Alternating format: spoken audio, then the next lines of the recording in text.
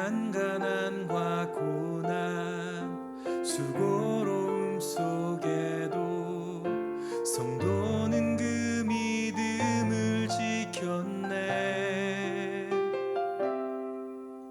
주를 섬기는 일에 자신을 다 드리며 진리의 말씀과 성령으로 그 길을 걸었네. 우리 같이 고백합니다.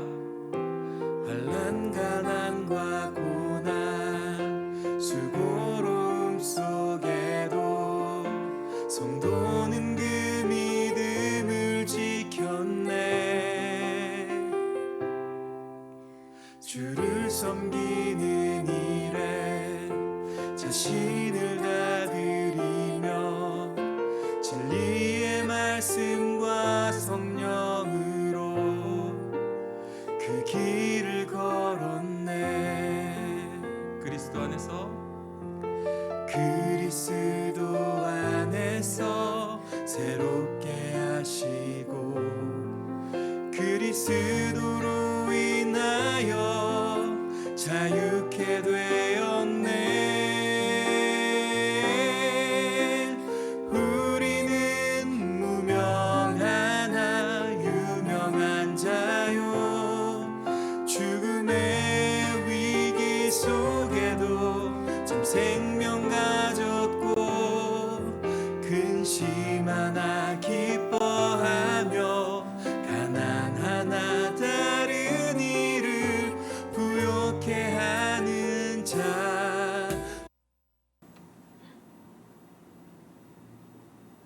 잠깐 다시 원래. 네, 할렐루야.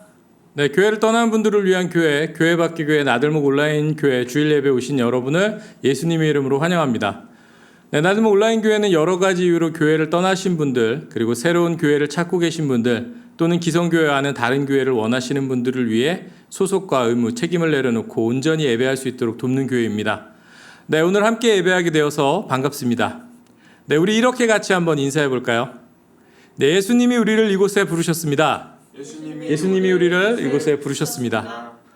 네, 오늘도 우리가 다양한 시간대 그리고 공간과 기기를 통한 예배지만 우리가 구별된 마음과 구별된 시간을 내어 준비하고 하나님의 임재를 간구할 때 성령 하나님께서 함께 하실 것이라고 믿습니다. 자, 그럼 이제 저와 구별된 마음과 구별된 시간으로 하나님께 예배드릴 준비가 되신 분들은 나는 하나님의 자녀입니다. 나는 예수님의 제자입니다라고 우리의 정체성을 고백하는 사도신경을 한 목소리로 읽도록 하겠습니다. 나는 전능하신 아버지 하나님, 천지의 창조주를 믿습니다. 나는 그의 유일하신 아들, 우리 주 예수 그리스도를 믿습니다.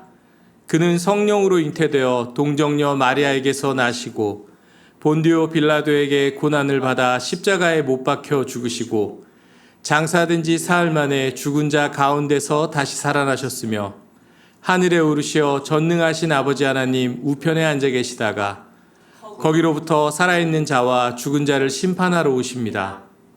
나는 성령을 믿으며 거룩한 공교회와 성도의 교제와 죄를 용서받는 것과 몸의 부활과 영생을 믿습니다. 아멘.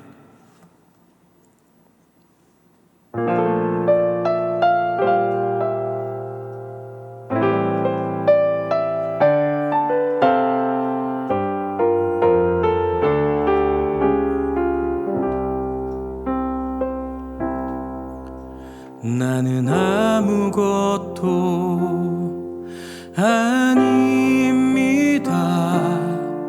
주님의 사랑이 없으며 나는 아무것도 모릅니다. 주님의 지혜가 없으며 나는 아무것도 못합니다. 주님의 능력이 없으며 나는 한순간도 못 삽니다. 주님의 생명이 없으면 이제 내가 사는 것 아니요, 그리스도 내 안에 사시니 오직 그의 생명이 나의 생명, 나의 모든 날들도 주의 것. 나는 오직 한 분 바랍니다. 나의 아버지, 나의 구원, 나의 주. 우리 함께 고백합니다. 나는 아무것도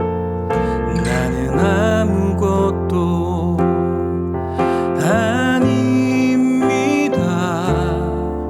주님의 사랑이 없으면 나는 아무것도 모릅니다. 주님의 지혜가 없으면 나는 아무것도 못합니다. 주님의 능력이 없으면 나는 한순간도 못 삽니다. 주님의 생명이 없으면 이제 내가 사는 것, 이제 내가 사는 것 아니요, 그리스도 내 안에 사시니 오직 그의 생명이 나의 생명, 나의 모든 날들도 주의 것. 이제 내가 사는 것, 이제 내가 사는 것 아니요, 그리스도 내 안에 사시니 오직 그의 생명이 나의 생명, 나의 모든 날들도 주의 것. 나는 오직 한 분 바랍니다. 나의 아버지, 나의 구원, 나의 주.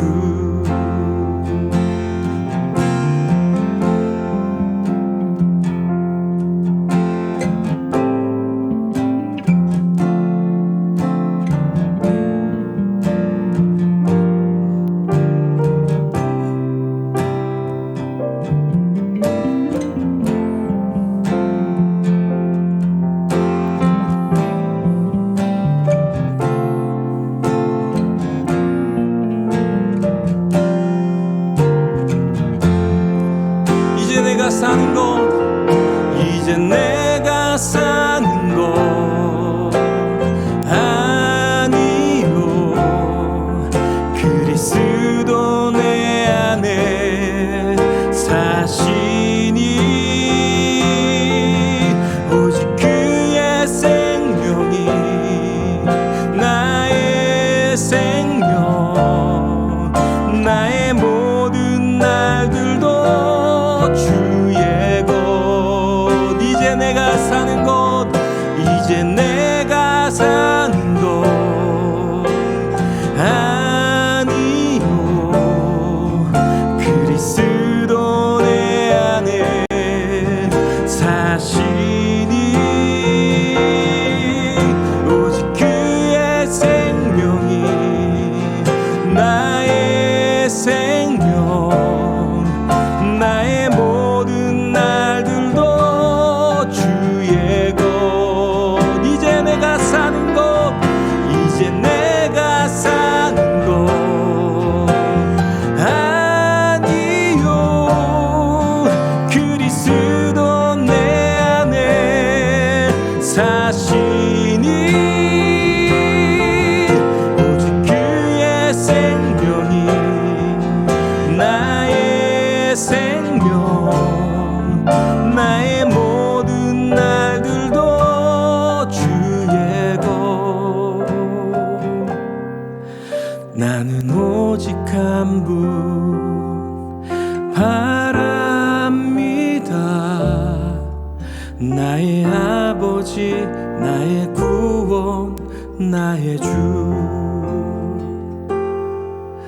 나는 오직 한 분 바랍니다 나의 아버지 나의 구원 나의 주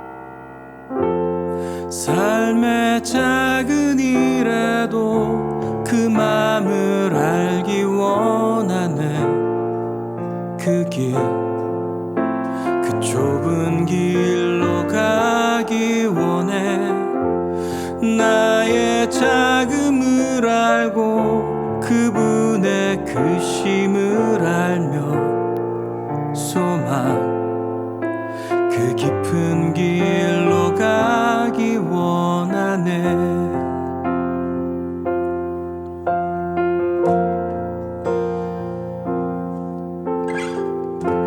삶의 작은 일에도 그 맘을 알기 원하네 그 길 그 좁은 길로 가기 원해 나의 자금을 알고 그분의 크심을 알며 소망 그 깊은 길로 가기 원하네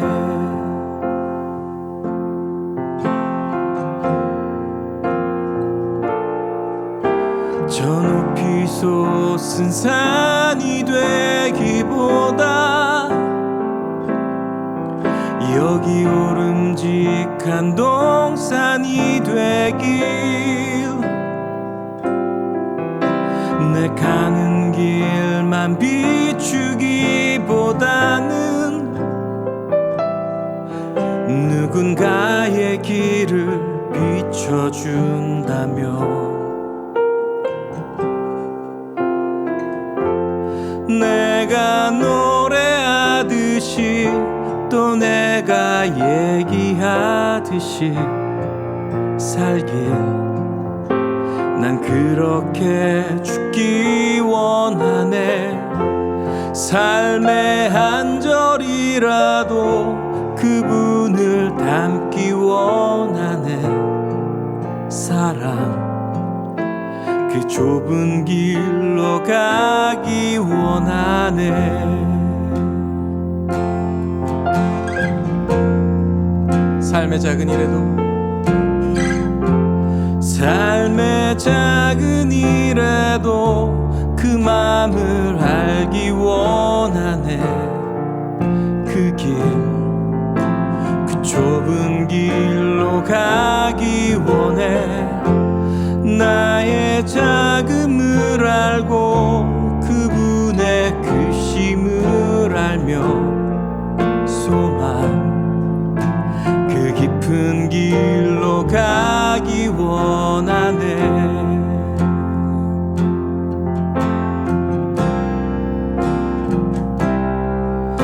저 높이 솟은 산이 되기보다 여기 오름직한 동산이 되길, 내 가는 길만 비추기보다는 누군가의 길을 비춰준다며 저 높이 솟은 산이 되기보다 여기 오름직한 동산이 되길, 내 가는 길만 비추기보다는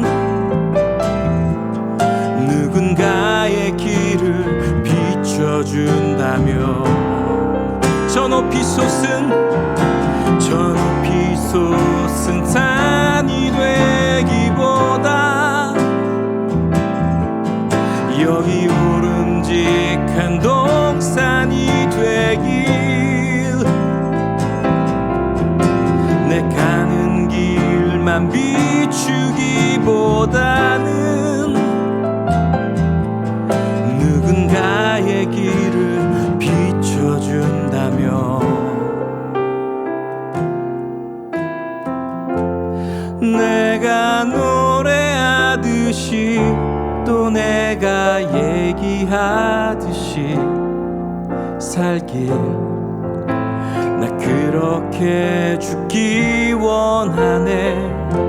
삶의 한 절이라도 그분을 닮기 원하네. 사랑 그 좁은 길로 가기 원하네. 그 깊은 길로 가길 원하네. 그 높은 길로 가길 원하네.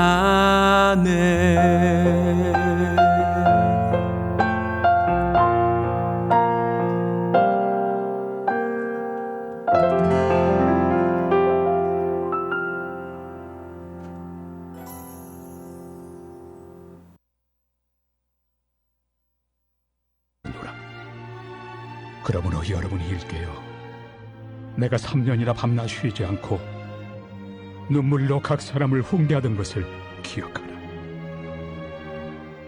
지금 내가 여러분을 주와 및 그 은혜 말씀에 부탁하노니 그 말씀이 여러분을 능히 든든히 세우사 거룩하게 하심을 입은 모든 자 가운데 기업이 있게 하시리라. 내가 아무의 은이나 금이나 의복을 탐하지 아니하였고 여러분이 아는 바와 같이 이 손으로 나와 내 동행들이 쓰는 것을 충당하여 범사에 여러분에게 모본을 보여준 바와 같이 수고하여 약한 사람들을 돕고 또 주 예수께서 친히 말씀하신 바 주는 것이 받는 것보다 복이 있다 하심을 기억하여야 할지니라. 이 말을 하며 무릎을 꿇고 그 모든 사람들과 함께 기도하니 다 크게 울며 바울의 목을 안고 입을 맞추고 다시 그 얼굴을 보지 못하리라 한 말로 말미암아 더욱 근심하고 배에까지 그를 전송하니라.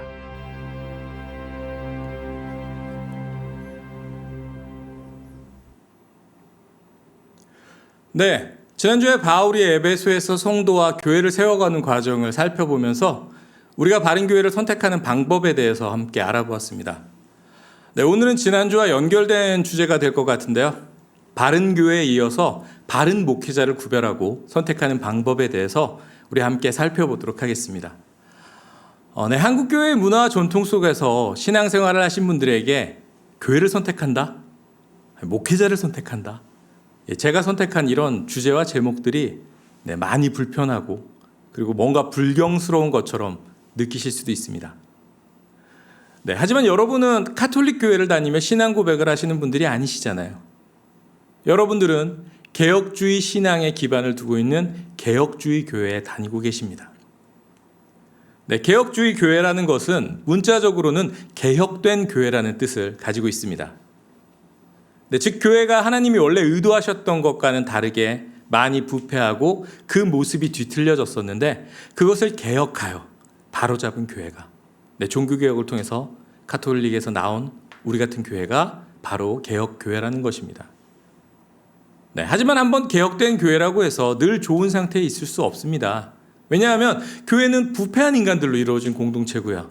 그렇기 때문에 늘 부패하고 잘못될 수 있기 때문입니다. 그러므로 교회는 한번 개혁됐다고 해서 안심하고 있어서는 안 되고요. 항상 개혁되어야 합니다. 네, 그래서 개혁주의 신학자들은 이것을 개혁교회는 항상 개혁되어야 한다. 개혁주의를 개혁해야 한다. 네, 이런 식으로 표현을 하곤 합니다. 네, 교회는 하나님의 말씀에 비추어 늘 자신을 되돌아보면서 깨끗하고 건전한 교회가 되도록 노력해야 합니다. 네, 자기 자신도 개혁하지 못하는 교회가 다른 사람 혹은 세상을 향해서 네, 올바르게 살아라, 네, 이렇게 주장할 수 없기 때문이죠. 네, 그렇기 때문에 성도인 우리는 바른 교회 그리고 바른 목회자를 구별하고 선택할 수 있어야 합니다.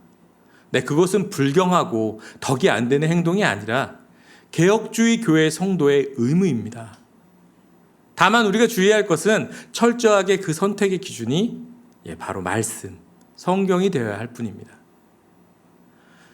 자, 그럼 오늘 말씀을 통해서 바른 목회자를 구별하고 선택하는 방법은 무엇인지 우리 함께 한번 알아보도록 하겠습니다. 네, 바울은 이제 3차 선교 여행을 마무리하고 예루살렘으로 급히 가기 위하여 길을 떠났습니다. 성령님의 부르심에 이끌린 바울은 무려 3년이란 시간을 들여 제자를 길러내고 교회를 든든히 세웠던 에베소 교회에 들리지 않고 지나칠 정도로 예루살렘으로 속히 가고 싶어 했습니다. 네, 하지만 바울은 에베소 교회를 그냥 지나칠 수만은 없었습니다. 그래서 사람을 보내 따로 연락을 취해서 밀레도로 에베소 교회 장로들을 불러서 따로 만났습니다. 네, 이 당시의 장로는요, 지금 우리가 알고 있는 장로님들과는 역할이 조금 다르죠. 네, 굳이 비교하자면 현재의 목회자들, 네, 사역자들이라고 보시면 좋을 것 같습니다. 네, 아마도 이들은 바울이 두란노 서원에서 2년간 직접 교육을 했던, 그래서 세워진 현재 에베소 교회를 양육하고 그리고 말씀을 가르치는 핵심 사역자들이었을 것입니다. 때문에 오늘 본문은 바울이 직접 길러낸 제자들에게 하는 마지막 가르침이자 에베소 교회를 잘 맡아 양육하기를 부탁하는 당부이고 또 바울의 유언이라고 볼 수 있습니다. 네, 먼저 바울은 그간의 자신의 선교 활동을 돌아보면서 그것을 제자들이 보았고 잘 알고 있음을 강조합니다. 네, 바꿔 말하면 이런 얘기죠. 내가 어떻게 사역해 왔는지 너희들이 잘 보았고 알고 있지? 너희도 그렇게 해. 네, 그리고 자신이 성령님께 이끌려 예루살렘으로 갈 것이고 그곳엔 아마도 고난과 죽음이 기다리고 있을 것이라고 얘기합니다. 그리고 너무나 유명한 말씀을 이곳에서 하죠. 내가 달려갈 길과 주 예수께 받은 사명, 곧 하나님의 은혜의 복음을 증언하는 일을 마치려 하면은 나의 생명조차 조금도 귀한 것으로 여기지 아니하노라. 네, 이 말씀 역시 바꿔 말하면 이런 거죠. 야, 내가 이렇게 살았어. 너희도 예수님께서 주신 사명을 이뤄감에 있어서 생명조차 아까워하지 말아라. 네, 그리고 바울은 다시 얘기를 이어갑니다. 이제 우리가 다시는 못 볼 거야. 하지만 나는 너희들에게 하나님 나라, 다른 말로 복음, 하나님 나라에 대해서 정확히 다 가르쳤다. 그러니 나의 책임을 다 완수하였다. 이제 너희가 각자의 삶에서 하나님의 나라를 이루어가고 또 전하고 가르치는 것은 이제는 너희들의 몫이다. 그리고 바울은 이어서 이제 앞으로 에베소 교회와 제자들이 겪을 수 있는 교회를 흔들려고 하는 위협들에 대비하여서 늘 깨어있기를 당부합니다. 또한 교회를 양육하고 가르칠 책임을 맡고 있는 제자들을 향해서 사역자로서 꼭 지켜야 할 사항들을 당부하고 함께 기도한 후 눈물의 작별을 합니다. 네, 오늘 본문은 보통 바울의 고별 설교라는 제목으로 불리우곤 합니다. 네, 그런데 앞에서 말씀드렸다시피 이 설교의 대상과 목적은 바울이 직접 길러낸 에베소 교회의 사역자들에게 하는 당부입니다. 네, 그렇기에 오늘 말씀에는 바른 목회자가 어때야 하는지가 매우 잘 나타나 있습니다. 네, 그럼 사도 바울이 알려준 바른 교회의 바른 목회자의 모습, 우리가 한번 한 가지씩 확인해 볼까요? 네, 첫 번째, 바른 목회자는 삶으로 보여주는 목회자여야 합니다. 바울의 당부와 권면이 설득력을 가질 수 있는 이유는 3년간 함께 생활하면서 보인 그 모습 때문일 겁니다. 예수님 또한 그러셨죠. 3년간 함께 생활하면서 삶으로 제자들에게 보여주셨고, 그리고 제자들에게도 너희도 가서 제자를 삼으라고 말씀하셨습니다. 우리가 과연 말씀을 가르치면서 삶으로 증거하지 못하는 목회자가 과연 참다운 예수 그리스도의 제자라고 할 수 있을까요? 그리고 그런 그는 또 다른 예수 그리스도의 제자를 만들 수가 있을까요? 네, 그리고 두 번째, 목회자는 겸손하며 눈물로 섬기는 자여야 합니다. 네, 예수 그리스도께서도 창조주가 인간이 되기까지 자신을 낮추셨습니다. 하물며 그런 주님이 핏값으로 사신 교회를 섬겨야 할 목회자들은 겸손하게 자신을 낮춰야 합니다. 그리고 성도들의 아픔에 눈물로 공감하며 섬기는 자여야 합니다. 네, 그리고 세 번째, 목회자는 인내해야 합니다. 네, 교회에는 다양한 사람들이 모여 있습니다. 때로는 목회자의 잘못이 아닌데도 비방하고 모함하는 사람도 있습니다. 때로는 눈물의 섬김을 몰라주고 서운하게 대하는 사람도 있을 것입니다. 네, 하지만 그렇다고 해서 마음을 닫고 진심을 다해 섬기는 것을 포기하면 안 됩니다. 제가 저보다 먼저 사역자 된 분들께 종종 듣던 얘기가 있는데요. 네, 이런 얘기입니다. 성도들에게 마음 다 주지 마. 네, 그런 충고를 합니다. 네, 실망하고 상처받는다고 제게 조언을 하시는 거죠. 네, 그런데요, 예수님도 바울도 사람들에게 배신당하고 음모에 휩싸이고 고난을 당했지만 그렇다고 해서 절대 포기치는 않으셨습니다. 우리의 모든 눈물과 수고함은 주님께서 닦아주실 것임을 믿고 목회자는 포기하지 않고 인내해야 합니다. 네, 그리고 네 번째는 목회자는 성도의 영혼의 돌봄을 위해서 가르침에 온 마음과 온 힘을 다해야 합니다. 지난주에도 얘기했지만 교회에서 말씀을 바로 가르치는 건 당연한 거고요. 주일 설교뿐만이 아니라 교육 프로그램을 통해서 바른 말씀을 계속 가르쳐야 합니다. 그리고 오늘 말씀에도 나와 있지만 교회에서뿐만 아니라 자주 성도의 가정을 방문해 개인의 삶을 살피고 그 가정의 문제를 파악하고 그리고 그에게 맞는 방식으로 가르쳐야 합니다. 네, 그래야지만 성도들을 삼키려고 공격하는 사탄의 공격에서 그 성도들을 지킬 수가 있습니다. 또한 그래야 성도들이 각자의 삶에서 하나님의 말씀대로 살아가며 하나님의 나라를 이루고 맛보며 살아갈 수가 있을 것입니다. 요즘 시대에 너무나 많은 성도들이 주일에 교회는 다니지만 삶 속에서 하나님 나라와 전혀 상관없는 삶을 살아가는 것은 우리 목회자들이 제대로 가르치고 있지 못하다는 증거입니다. 네, 그리고 다섯 번째, 목회자는 하나님께서 핏값으로 사신 교회를 돌보는 자입니다.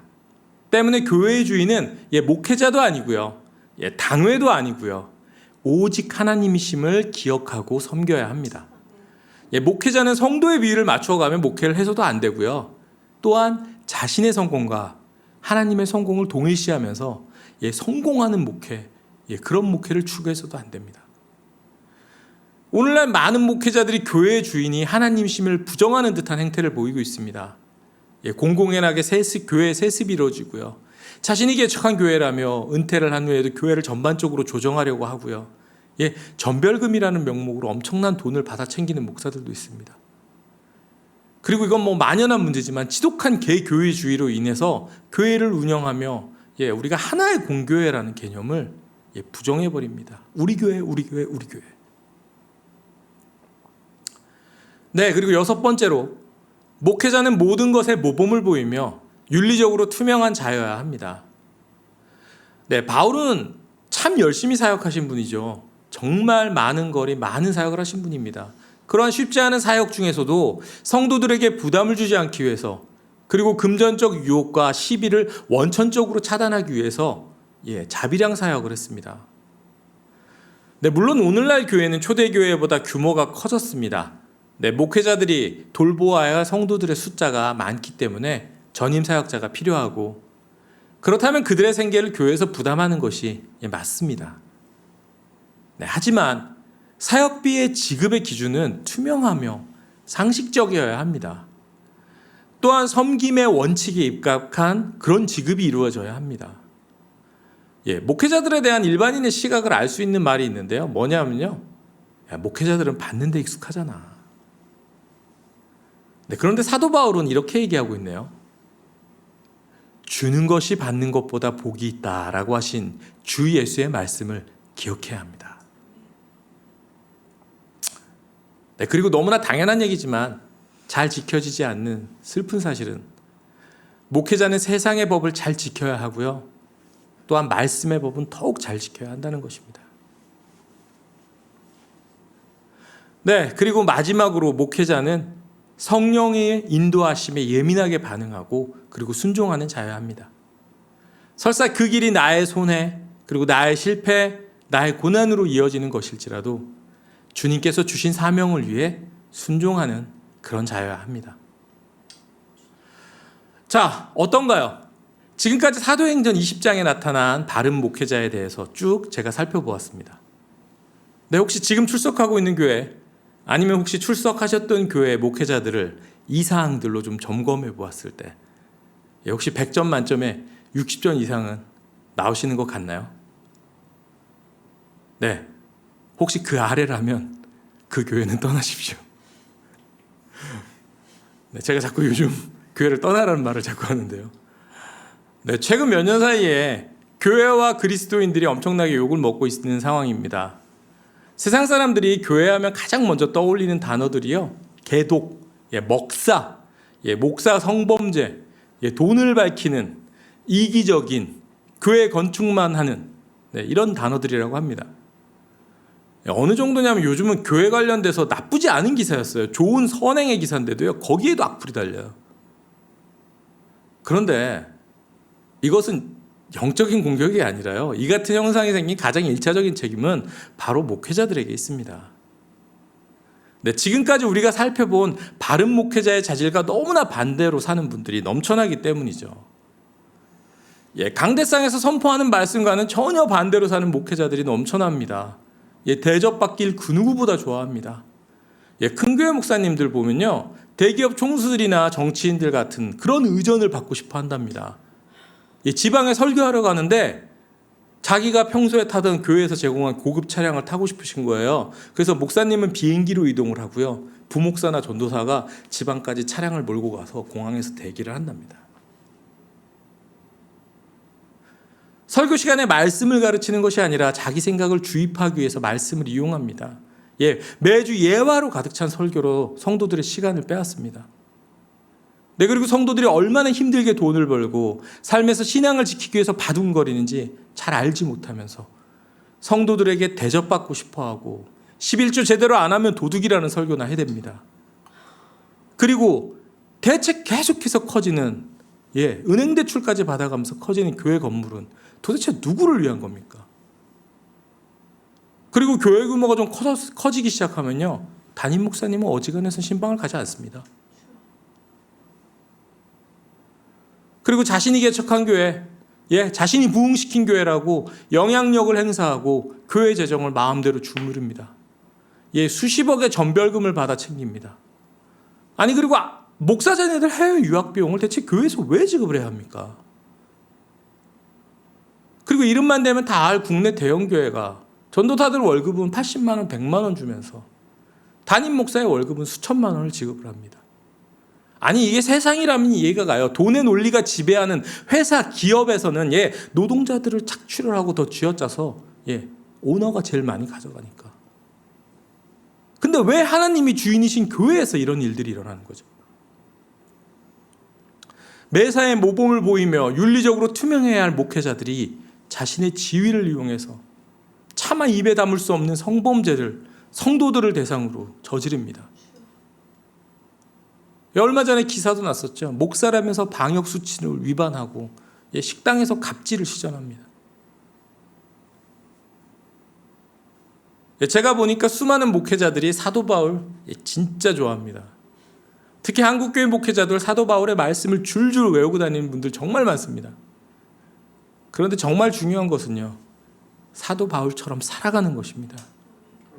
사도 바울은 삶으로 제자들에게 보여주었습니다. 이 땅에 저를 비롯한 목회자들이 성도들에게 삶으로 말씀을 증거하는 자가 되기를 원합니다. 그리고 이 사태를 만든 2차적인 책임, 마음이 아프지만 바로 우리 성도분들께도 있습니다. 아까 말씀드렸지만 우리는 개혁주의 교회를 출석하고 있습니다. 말씀에 비추어 잘못된 것이 있는 목회자, 교회는 지적하고 권면하고 그리고 고쳐지지 않을 시에는 떠나야 합니다. 그게 개혁주의 전통입니다. 교회에 있는 잘못, 지적하지 않고 권면하지 않고 개혁하지 않고 안주하고 덮어준 그 결과가 현재의 이 기형적인 교회 구조와 그리고 괴물 같은 목회자들을 만들었습니다. 성도 여러분, 분별하십시오. 목회자는 하나님이 아닙니다. 목사는 성도 중 말씀을 가르치고 성도를 목양하기 위해서 세워진 섬김의 사역을 해야 되는 자들입니다. 제가 이번 주에 겪은 일인데요. 제가 아는 한 가정이 젊은 친구들이 결혼을 해야 되는 상황이 됐습니다. 근데 다 말씀드리기엔 얘기가 너무 길어서 요약을 하자면, 그 한쪽 친구 집에 이제 출석하는 교회 목사님이 기독교식으로 이제 목사님이 주례를 하고 하는 결혼이 아니면 그거는 가짜다. 그렇게 얘기하셨다고 해요. 그래서 지금 그것 때문에 그 젊은 두 친구의 결혼이 현재 스톱이 되어 있는 상태입니다. 성경에 나와 있지 않은 교리적으로 근거가 없는 사항을 강요하는 그 목사님도 문제지만요. 그 목사님의 말에 어쩔 줄을 몰라 하면서 결혼을 멈추고 있는 그 가정도 저는 좀 문제가 있다고 생각을 합니다. 그리고 교회는 내가 출석하는 교회만이 교회가 아닙니다. 교회는 개척한 목사가 주인이 아니고요. 그리고 내가 주인이 아닙니다. 교회는 오직 하나님 한 분만이 주인이십니다. 사역자 관리에 실패한 공동체는 반드시 실패하게 되어 있습니다. 당연한 얘기죠. 저질 목회자가 저질 성도를 양산하고요. 다시 그 저질 성도가 다시 또 저질 목회자를 만드는 겁니다. 이것은 2000년 교회 역사가 명백한 증거입니다. 중세 카톨릭 교회가 왜 망했습니까? 왜 종교개혁이 일어났죠? 성직자 관리에 실패해서 망했습니다. 그래서 종교개혁이 일어났습니다. 그런데 정확히 500년 만에 개혁주의 교회는 다시 종교개혁이 필요한 상태가 되어버렸습니다. 그런데 목회자의 횡포와 타락을 방지하는 방법은요, 의외로 간단합니다. 성도들이 말씀으로 분별할 줄 알아야 합니다. 목사들의 잘못을 성도들이 말씀에 따라서 정당하게 비판을 하면 그 목사는 자신의 언행을 돌이키고 교인을 따를 수밖에 없습니다. 안 따른다고요? 그럼 그 교회를 떠나야죠. 계속 있어주고 따라주고 덮어주니까 이 지경이 되는 겁니다. 아마도 오늘 말씀을 들으시는 분들은 오늘 다뤄진 여러 가지 문제들 때문에 교회를 잠시 떠나 있는 분들이 많으실 겁니다. 목회자와 교회에게 실망하고 상처 입으셨을지도 모르죠. 그런데 포기하지 않으시기를 부탁을 드립니다. 그리고 좋은 교회, 좋은 목회자를 찾아서 그곳에 바르고 든든한 주님의 교회를 세워나가시기를 부탁을 드립니다. 그리고 주님의 교회가 올바르게 이어질 수 있도록 지금 같은 참담한 모습으로 망가지지 않도록 계속해서 지켜보고 우리가 분별하고 말씀에 비추어서 계속 권면하는 행위를 멈추지 않으시기를 부탁을 드립니다. 저는 이제 올해 남은 학기가 끝나면 뒤늦게 늦가기로 시작한 신대원을 마치게 됩니다. 아마도 그 후에는 안수를 받고 그리고 정식으로 목사가 되겠죠. 목사가 된다고 하더라도 오늘 여러분과 함께 나눈 이 말씀을 기억하면서 늘 되새기면서 바른 목회자가 되도록 하겠습니다. 성도분들께 바른 말씀을 가르치기 위해서 학비는 어떻게 해야 될지 좀 걱정은 되지만 더 진학하고 더 공부하고 더 노력하도록 하겠습니다. 그리고 무엇보다도 여러분과 나누는 말씀을 삶으로 보여줄 수 있는 그런 목회자가 되도록 하겠습니다. 저와 함께 오늘 이 예배를, 이 말씀을 함께 나누고 있는 여러분들도 이렇게 각자의 자리에서 우리 예수님의 모습을 닮아서 생명을 위해서 우리를 낮추고 썩어가는 그러한 진정한 그리스도인들, 그리고 진정한 교회 파수꾼들이 될 수 있길 예수님의 이름으로 축복합니다. 우리 함께 찬양하도록 하겠습니다.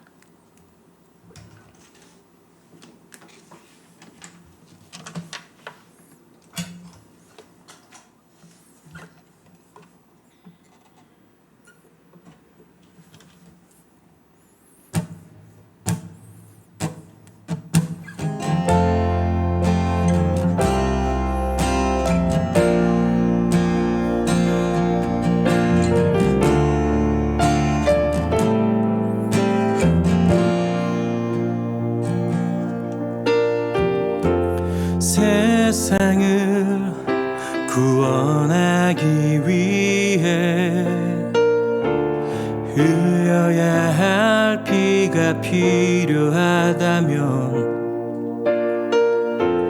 죄인을 대신하기 위해 희생의 제물 필요하시다면 내 생명 제단 위에 드리리. 주 영광 위에 사용하소서. 생명이 또 다른 생명 낳고 주님 볼 수 있다면 나의 삶과 죽음도 아낌없이 드리리. 죽어야 다시 사는 주의 말씀 믿으며 하늘의 미랄 되어 썩어지리니 예수님처럼 살아가게 하소서.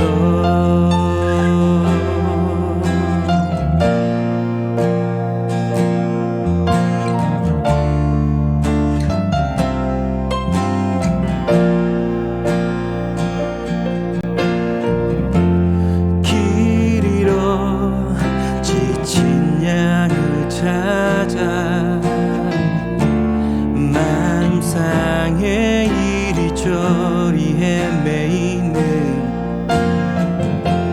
한 영혼 찾아 아파하는 예수님 마음 내게 주옵소서. 십자가 온 세상 위한 그 희생 눈물로 그 길 가게 하소서. 생명이 또 다른 생명 낳고 주님 볼 수 있다면 나의 삶과 죽음도 아낌없이 드리리. 죽어야 다시 사는 주의 말씀 믿으며 하늘의 미랄 되어 썩어지리니 예수님처럼 살아가게 하소서.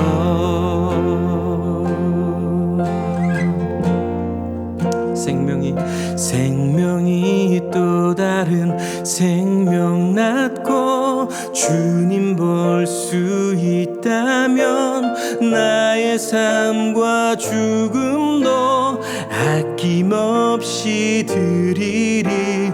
죽어야 다시 사는 주의 말씀 믿으며 한 알의 밀알 되어 썩어지리니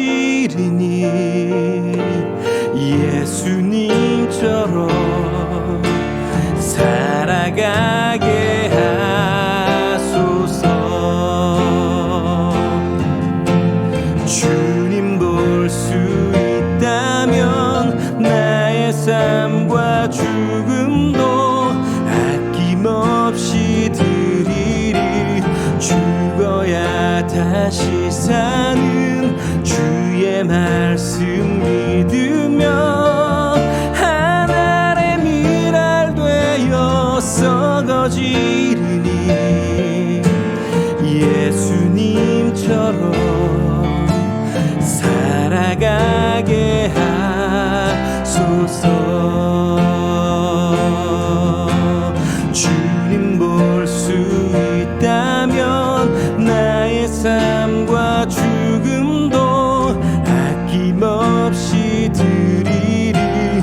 죽어야 다시 사는 주의 말씀 믿으며 한 알의 밀알 되어 썩어지리니 예수님처럼 살아가게 하소서.